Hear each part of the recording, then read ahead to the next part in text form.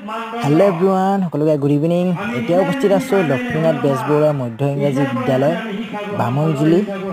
হীৰক জয়ন্তী সমাৰোহ ইং 2025 বৰ্ষ তো গাইস আছে গ্ৰন্থ উন্মোচনী এক বিশেষ সভা তো তাত বিশেষ কিছু অতিথি আমন্ত্ৰণ কৰি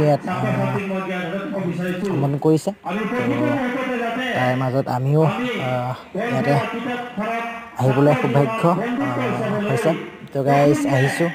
আৰু দেখুৱাইছো লক্ষ্মীনাথ বেজবৰুৱা